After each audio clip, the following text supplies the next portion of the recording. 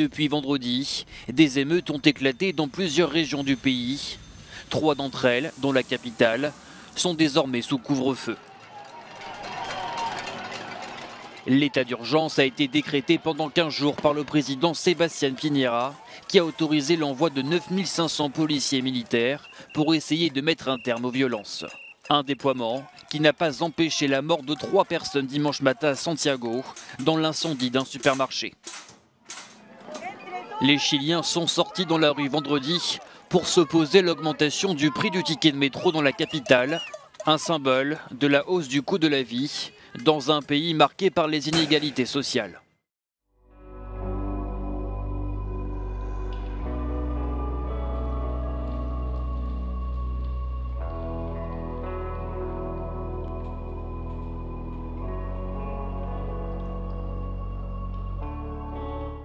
Au début du mois de novembre, le Chili, comme on dit, a beaucoup changé depuis le 18 octobre et les premières émeutes dans la ville de Santiago du Chili et l'envoi de l'armée quasiment immédiat.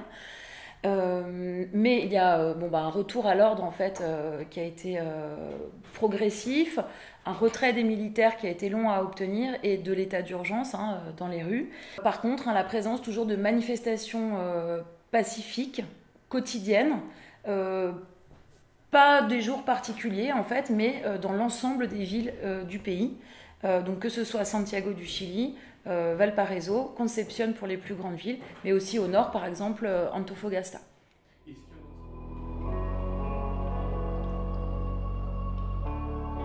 Alors non, c'est plutôt quand même vraiment les centres urbains qui sont les lieux de l'expression des mécontentements, même s'ils peuvent correspondre, ces mécontentements, à des situations justement par exemple des paysans qui ont un difficile accès à la terre, à l'eau, etc. Mais c'est plutôt la ville qui est la scène de la contestation.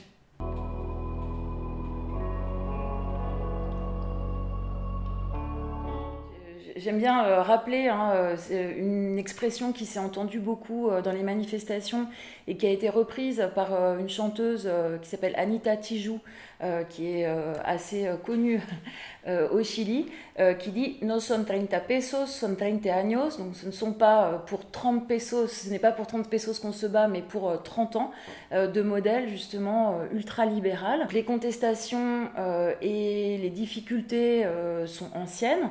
Les mouvements et les mobilisations aussi au Chili. On se rappelle des mouvements de 2009, des mouvements de 2012 qui ont été aussi menés par des étudiants et puis assez fortement réprimés également. C'est devenu quelque chose de massif et qui entraîne là, dans les revendications non pas des changements à la marge de la Constitution, mais vraiment une nouvelle Constitution.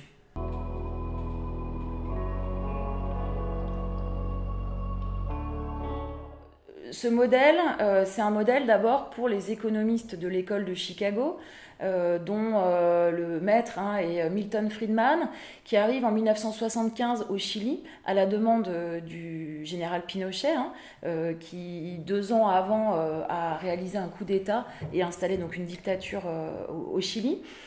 Et qui voit dans le Chili un laboratoire pour tous ces préceptes libéraux. Certainement lié d'un point de vue démographique à la relative petitesse du Chili, ne comptant en fait que 15 millions d'habitants à cette époque. Aujourd'hui, on est à peine à 20 millions d'habitants. 20 millions d'habitants, ça correspond à une grande ville latino-américaine comme São Paulo, Buenos Aires, Mexico. Et là, c'est l'intégralité du Chili.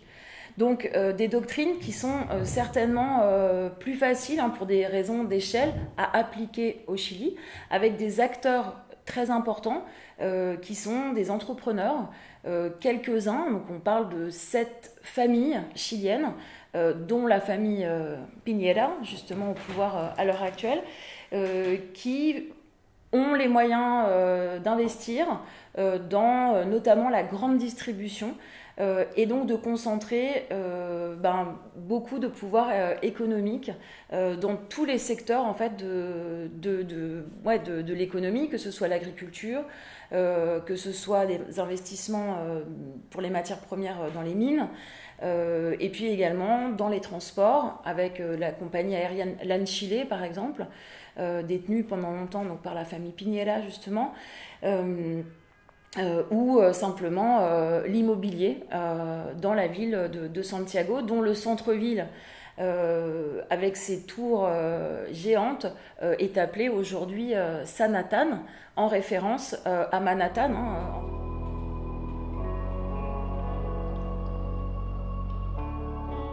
Alors, les premiers manifestants, ce sont des étudiants. Et ça dure depuis maintenant plusieurs mouvements. 2009-2012, c'est toujours des étudiants ou des lycéens qui sont à l'origine des protestations. Plutôt organisés sous la forme de syndicats, mais pas spécifiquement. Et aujourd'hui, là, relayés par leurs parents, leurs cousins, des amis, et donc en fait, une grande majorité de Chiliens, des classes moyennes, y compris des classes moyennes aisées, qui n'ont jamais participé à ce type de manifestation, et là qui ont pris fait et cause justement pour ce mouvement. On voit également des chanteurs, des artistes qui prennent part au mouvement, et alors de façon un peu paradoxale quand on connaît leur salaire, mais 3 joueurs de football chiliens qui tout de suite ont pris parti vraiment pour ce mouvement populaire, contrairement à ce qui s'est passé justement au Brésil, où les footballeurs étaient plutôt du côté de Bolsonaro que du peuple, on peut dire, ou des mouvements. Donc vraiment une prise de conscience globale de ce sentiment d'inégalité qui effectivement touche tout le monde, et je dirais principalement cette classe moyenne. C'est la première qui a bénéficié de la croissance, mais cette croissance s'est ralentie. On était sur des taux de croissance jusqu'à une dizaine d'années de 5 à 10% par an. On n'est plus aujourd'hui qu'à 2%. Donc c'est pas la croissance qu'on espérait, que ce modèle économique propose et promet et réalise. Cette classe moyenne est aussi très touchée par les accidents de la vie, donc où une luxation d'épaule ou un licenciement sans ensuite accès au chômage ou à certaines aides peut remettre en question en fait le destin d'une famille de classe moyenne. Donc on enlève les enfants de l'école qui est privée, on se soigne mal, et donc une dégradation de la situation de la famille qui était pourtant de classe moyenne mais pas complètement consolidée. C'est pour ça que certains sociologues parlent plutôt de classe intermédiaire plutôt que de classe moyenne.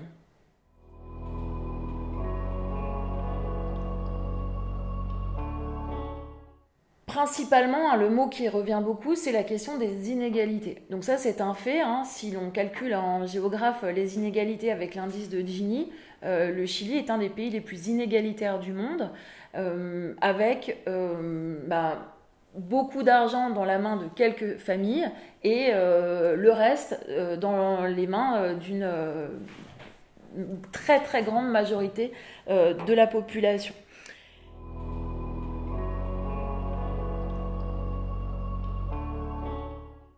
Par la volonté d'accéder d'abord, dans un premier temps, à des biens de consommation durables, communs à tous, alors qui peuvent être en termes d'habillement, mais aussi en termes de mode de consommation alimentaire, avec une consommation importante de boissons gazeuses, de produits carnés très transformés, conduisant aujourd'hui à ce qu'un enfant sur 3 soit en situation de surpoids au Chili. Donc c'est quasiment une épidémie, comme dans d'autres pays latino-américains, mais de façon encore plus accrue. Et Une fois que l'envie est créée d'accéder à ces biens de consommation, eh bien, il y a la question de l'endettement qui vraiment concerne absolument toute la population, mais particulièrement les classes moyennes. C'est un endettement, alors pour la plupart du temps pour les études supérieures, qui coûte environ 10 000 euros par an. Un endettement également pour l'accès au logement, un peu moindre quand même, hein, c'est une préoccupation un peu moins importante que dans d'autres pays, hein, puisque à peu près 90% des Chiliens sont propriétaires. Mais il y a une situation de mal logement qui est très importante également, puisque un tiers des foyers sont concernés par un phénomène qui est celui des allegados. Donc ce sont des hébergés en fait. Donc dans un tiers des foyers, particulièrement de classe moyenne dans la région centrale du Chili, le logement personnel, s'il existe, est trop loin du lieu de travail ou du lieu d'études.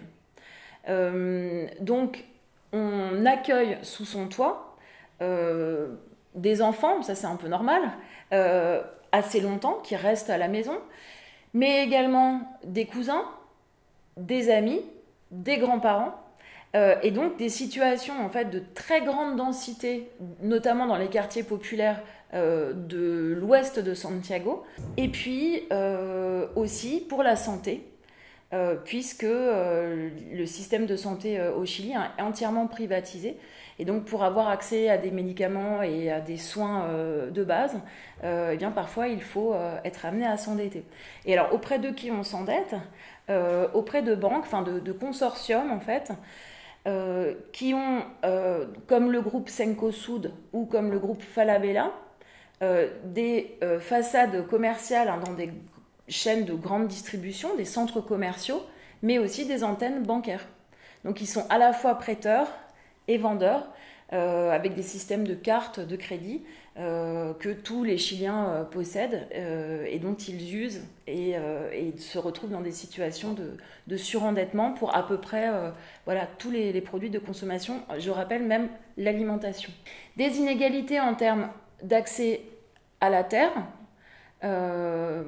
malgré la réforme agraire qui a eu lieu dans les années 60 au Chili, mais qui a été complètement arrêtée par ce qu'on a appelé la contre-réforme agraire du général Pinochet, eh bien, il y a encore, dans la région centrale en particulier, mais pas seulement, de la très petite propriété, donc qui ne permet pas vraiment de vivre des produits de la terre, donc très petite propriété au Chili, c'est inférieur à 12 hectares. Difficulté d'accès à l'eau quand on a de la terre pour irriguer.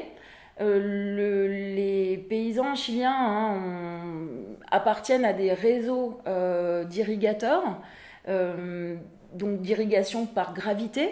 Donc ils sont liés à des canaux, reliés à des canaux dont ils utilisaient de l'eau jusque dans les années 90. Et des réformes permettant, en même temps qu'une révolution technique qui est celle de l'introduction du goutte à goutte pour l'agriculture d'exportation, d'aller directement pomper de l'eau dans les nappes phréatiques.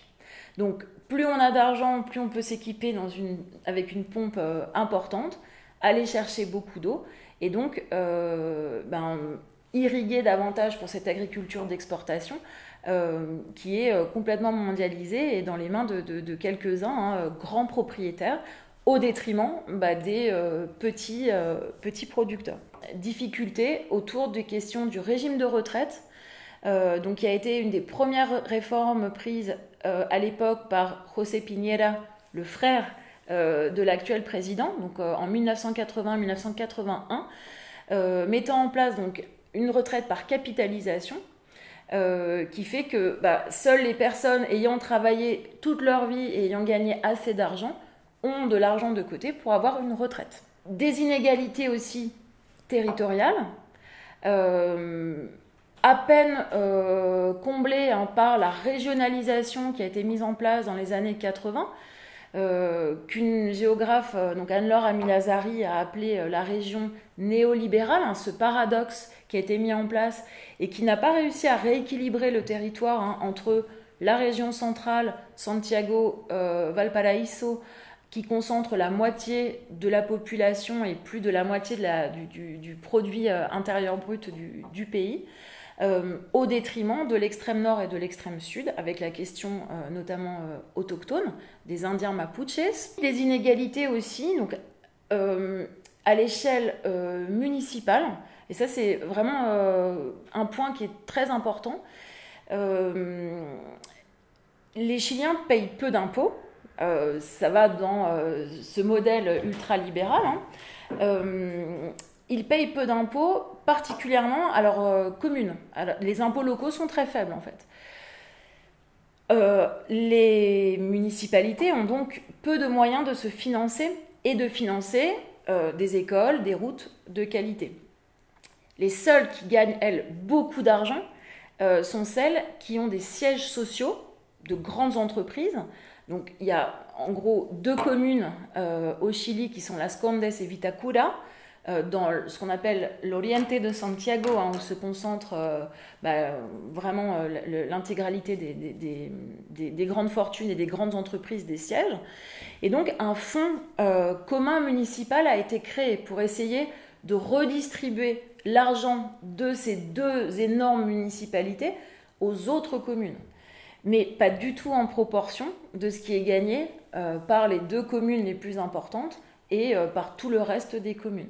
Donc aussi une inégalité en termes de budget municipal